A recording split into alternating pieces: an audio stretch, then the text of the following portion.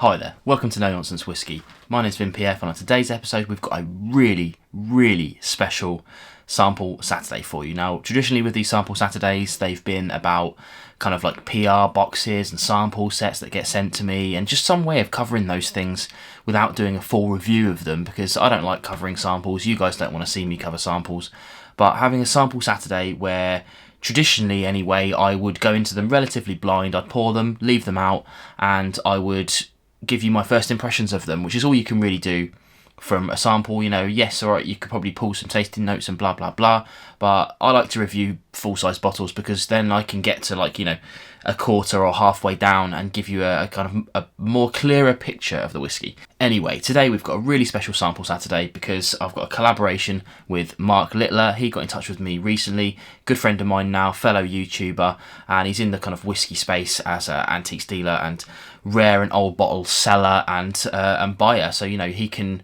sell your whiskies for you, and you can buy old and rare stuff from him, from his website. All that stuff's linked below. Now, he got in touch and he said to me, I want to try this new collaboration where I send to you some samples of your choosing from an auction site. So he gave me a budget and I went looking, and I sort of thought, well, scrolling. Oh, that sounds interesting. And then before I knew it, I had a little kind of wish list of drams that we would try to get, and we set like a limit of about 20 quid on each of these. So yeah, in the grand scheme of things, obviously you're going to be saying things like that's expensive for a mini. But the whole point of this video is to kind of showcase to you guys that if you were in a whiskey bar and you saw the quality of what we've got here, and you asked the bar person how much for a dram of that, and they said 20 quid, 25 quid, you'd probably jump at the chance to it. So actually looking at auction to get hold of some really old and rare in miniature form, obviously you have to be careful. You've got to look at fill level, because some of these things they've evaporated out and they've not got very good seals. But if the fill level looks good and these things are old like these are, then, you know, it's kind of worth the risk, I guess. And that's what we're going to look at today. Now, today we've got some super old bottlings here. You know, I'll run through each of them in turn, and I'll do little chapters below so you can skip ahead to them if you want.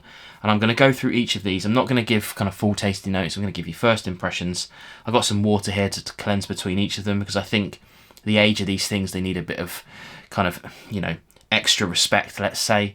And I've also, typically I would pour these just before I recorded, but I poured these like half an hour ago just to let these really, you know, settle out. You know, they've been in these miniature bottles for literally years, you know. In terms of bottling, these have all, you know, 2001, 2009. What I've also done is, Mark Littler has done me a massive solid, and he's done a little bit of research for me around these bottles. So I'll be having a look at the screen and telling you what these are kind of worth, or what they were last sold for, to give you an idea what the full bottles go for. And I'll also drop in the below in the description, I'll drop links to the whiskey base articles about each of these. So if you're interested in any of these in any way, then you can go and have a look out for some more information. But I'll give you all that anyway. Anyway, big intro, so sorry about that. But yeah, let's get into the actual whiskies. We've got some incredible stuff on the table today, and you'll bear with me if I don't do them as much justice as probably can, but we can do what we can do, right? So the first one then, oh my god, I've started strong. What I've done is I've put these in ABV order, because they're all, none of these are peated, and they're all much of a muchness in terms of cask type. So I've gone in ABV order, that's it. So the first one then, we've got a 34-year-old Bunnahabhain. Again, I can't remember exactly how much these went for, but you know, it was roughly 20 to 30 quid a dram for each of these. These are all 5CLs, apart from this one, which is 3. So yeah, we've got a Bunnahabhain 34-year-old. This was bottled by Old Malt Cask in 2001. It was distilled, checking notes, it was distilled in 1967. My God. So a long time ago, you know, bottled in 2001, as I said. It's 40.5%. So I imagine they bottled this in a bit of a panic, to be honest. They probably checked it. I thought, you know, maybe that'll make 35 years. Oh God, it's at 35. It's at 40.5%. Bottle it.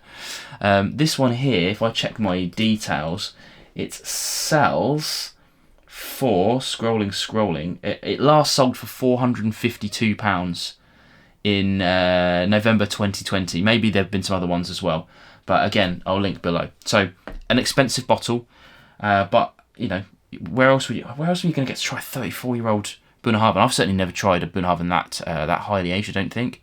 You know, obviously it's around. But anyway, let's check out the nose and see what we've got. Oh yeah, it's deep. You can see how tentative I am with it. It's deep, rich. It's classic. I'm not sure about the cask type on this. I think did it say on the front of this? It says non-chill filtered, no added colour, bottled at natural cask strength. Nothing about the cask. I mean, 34 years, probably a refill, hoggy, I imagine. But what I'm going to do is I'm going to try on the palate and then come back to the nose, because I like to flood the system with it.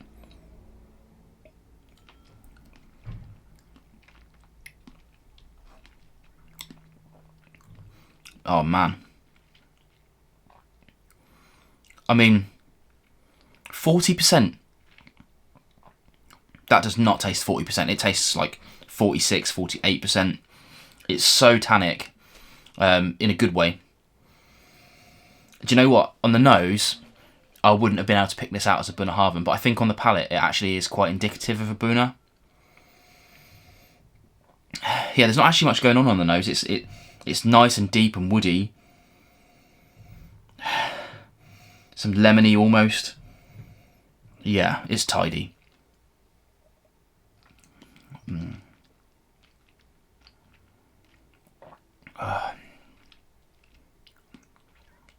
I'll say this a lot, right? I'll say this and I'll say it again on camera. I love young whiskey. I love the no age statement stuff that's coming out through now. There was a time when no age statement was really bad, generally speaking. Obviously, some, you know, not so much. And I like to think that in some small way, Whiskey Tube has put a big dent in that, putting out rubbish no age statement whiskey, because we call it out so quickly. We find out about it and we tell people, and then no one buys it. So, but I think there's a lot of good youthful stuff coming out now. That said, you cannot replicate 3.5 decades in a barrel, cask, whatever. You just can't. You can't replicate that experience. And just the mouthfeel on something that's 3 decades old is just incredible. Well, what a way to start. It can only, I mean, this is the oldest one I've got today, but it's also the lowest in ABV. So I thought I would do it first. Let's have a quick cleanse then. I'm really conscious that my swishing of water has been being picked up on the mic, so apologies if that's happening. Okay, next one then. This one came in a wee tin as well, which was pretty cool. You know, you can see this is, I mean, this has been around for a while. Again, 2001. This is a Bunnahabhain again, 1984. What do we know about this? Let's have a look at notes. 1984, bottled in 2001, 17 years old, refill. But, hoggy, but, I don't know, whatever. It does come in full-size bottles, obviously. It sold last in June 2023 for £190. So not too bad, I guess. And this is a signatory one, obviously. If you can see that, this is the old style signatories. We like signatory. Any more information on here? Button number 1418. So this isn't the same. This isn't quite the same as the one. Oh no, it is. This is the one that we've got on Whiskey Base. So yeah, again, links to those below. So, all right, whatever. Let's get into it and see what we've got. This one looks a little bit lighter. So yeah, it's, you know, a little bit lighter. Again, you know, the refill will have very little influence on colour, and hopefully very little influence on the actual liquid itself as well, which will bring the distillery character through. Let's see.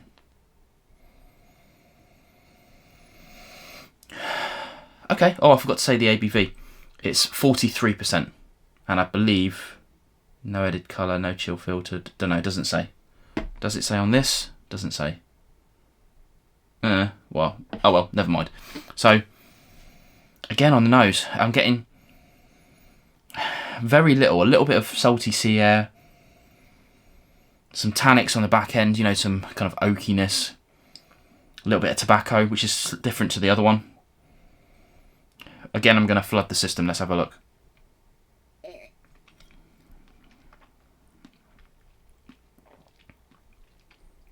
Oof. Ooh, okay. Interesting. Weird things happening there. This is genuinely the first taste I've had of all of these, so you're getting a real reflection on that. So, okay, back to the nose then. So we've got a bit of that salty sea air that I was talking about. Some vanillas, nothing major, nothing untoward. On the palate is where something interesting happened. Again, having tried quite a few Bunnahabhains now, I think this is quite indicative of a classic Bunnahabhain.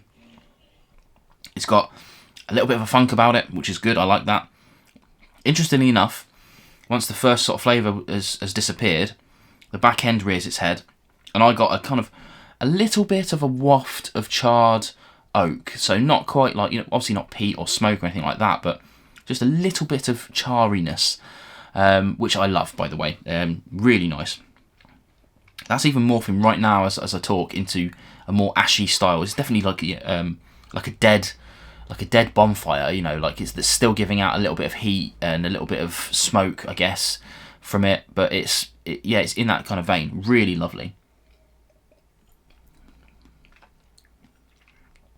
Oh my god, what a treat! Oh. Yeah, superb. Again, I mean, it's only a mere 17 years old, this one. But something like Bunnahabhain, you can't really go too wrong with it, I guess. I wonder if anyone's ever had like a really bad cask of Bunnahabhain. Like a private owner or something like that was just like, no, we can't sell that.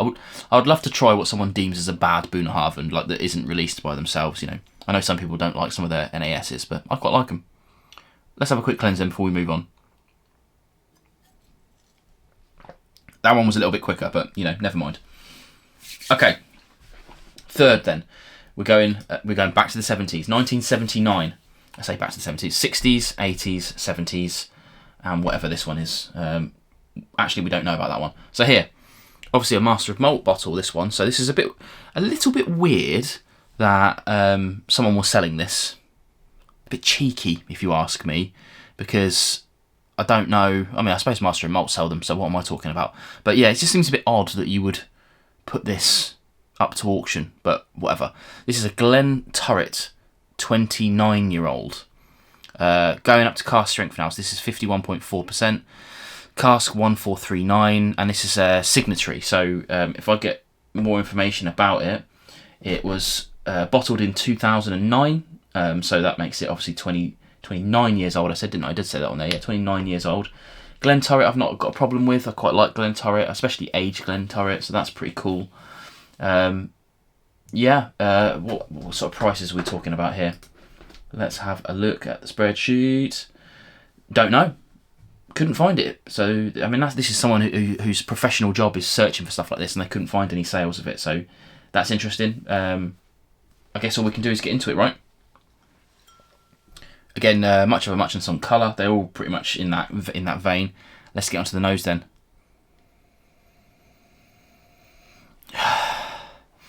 Okay. Weird. It's almost like a slightly vinegary nose. Only slightly, very acidic. Not unpleasant, but it's not exactly kind of whiskyness. Obviously, the danger of samples like this is that they might be off. Smells very odd, very odd. Let's try on the palate.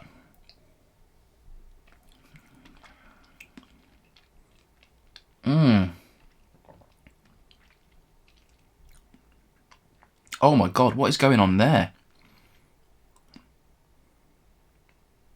Wow, okay. I mean, there's a lot going on. I'm not going to edit that pause out. I think that's important for the vibe of it. But wow, okay, that is completely different to the nose. Let's go back to the nose. Okay, thankfully, mixing it in with the olfactory system has blanked out that acidity for me. Again, not a whole heap going on the nose. I don't know if that's indicative of kind of really older whiskies, but definitely oakiness again, more tannic going on here. I don't know what the actual wood is on this. Let's have a quick look. Hogshead, so I'm guessing again a refill. It just says, yeah, matured in a hogshead on the bottle picture. Natural colour, yeah, of course. Yeah, it's It smells a bit funny, I have to say. It smells a bit funky. I don't mind it, but I wouldn't say I enjoy the nose. Again, palate. Cheers.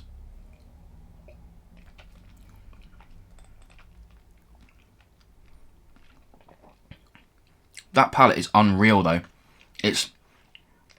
Again, it's a little bit funky and a little bit off kind of whiskey, but it's extremely fruity. I'm trying to figure out, it's bringing back some sort of memory of some sort of fruity pastel thing. It'd be easy for me to say pear drop, but it's not quite that. But it's in that sort of vein, you know, the kind of like sugar coated hard candy kind of thing. Really loving that. The ABV isn't hitting too hard, but it is noticeable. And there's a huge amount of oranges on the back end. But it's like a really tangy kind of orange. It's not like a sweet, like a little, you know, easy peeler kind of thing. It's more like a tangerine style kind of thing, which I'm picking out of nowhere. God knows where that's coming from. Very complex. I imagine this would smell differently to everybody who tried it. Yeah, I don't know what I'm going to be smelling it for. It's got a weird nose that I'm not particularly enjoying. However, I can't help but smell it. You guys know what I'm talking about. You've had whiskies like that.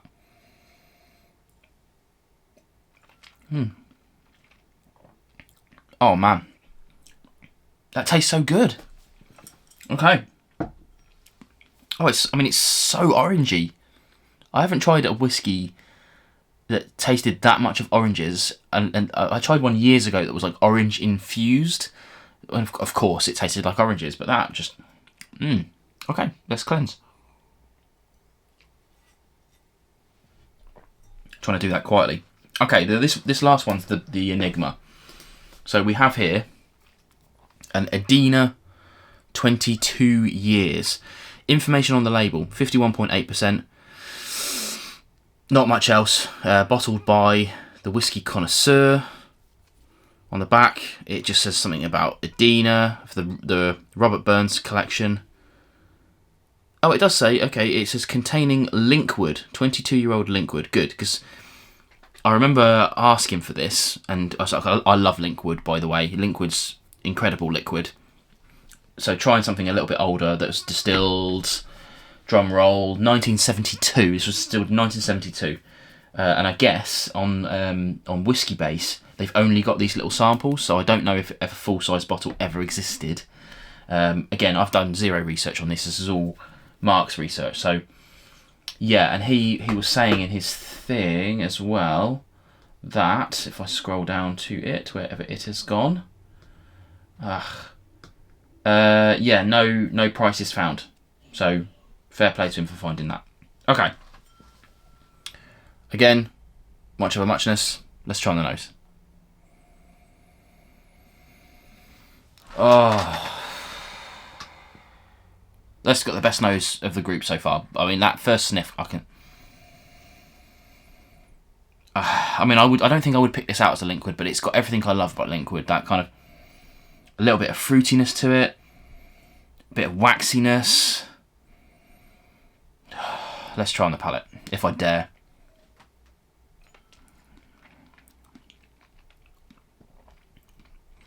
My God. Do you know what? I mean, obviously I would struggle to pick this out, but if I tried this on a blind tasting, the waxiness of it lends itself to only a few distilleries that I've managed to try anyway. Things like, you know, Kleinlish, Linkwood, that sort of stuff. And it tastes just like that, you know. I wouldn't say it's much different to, I mean, obviously I'm not doing it side by side, but it doesn't taste much different to what I think Linkwood tastes like now. But it's just glorious.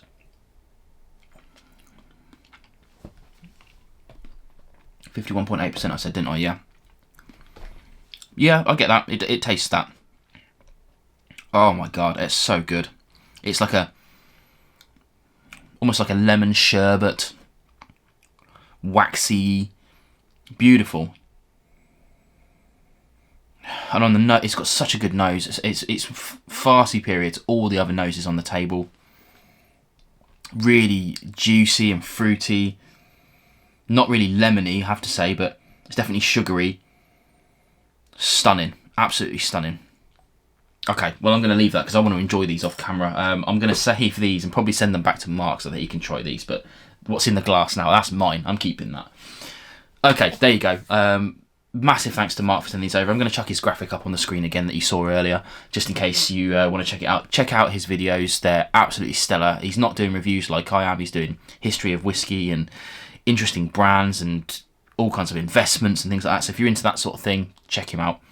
Absolutely massive thank you, Tim, for doing this. I think Phil over at Whisky Wednesday is going to be doing a video similar to this, so make sure you go and check that out. I'll probably chuck a link down in below when I do that. So yeah, that's cool. But what an amazing opportunity. And again, to solidify the point earlier, if you're still watching, let me know. Thank you very much. But to solidify that point earlier, I have never bought well, actually, I've only ever bought one bottle off auction anyway, but I've never even considered buying samples, because I look at them and I think, well, 20 quid, that's a lot of money. And it wasn't until Mark said to me, would you pay that for a dram if you saw it in a bar? Of course I would. If I saw a 34-year-old Bunnahabhain, this, or this 22-year-old Linkwood, actually any of these, if I saw any of these in a bar, in, you know, I mean, 1967, of course I would spend 20, 30 quid on a dram of it. And you're getting 2 drams here, well, sort of with the third one. You get my point. That's really turned me around to it. It's something I'm going to look at from now on. And if I ever do auctions again, probably won't, but if I ever do, they won't just be an add-on for me. They'll be something that I go and look at. So yeah, massive thanks to Mark. Thanks to all of you who've carried on watching. Make sure you let me know. Hit the like button, all that jazz. And let me know what you think about these sorts of videos in the comments below. Cheers, guys. I'll catch you again on more videos soon.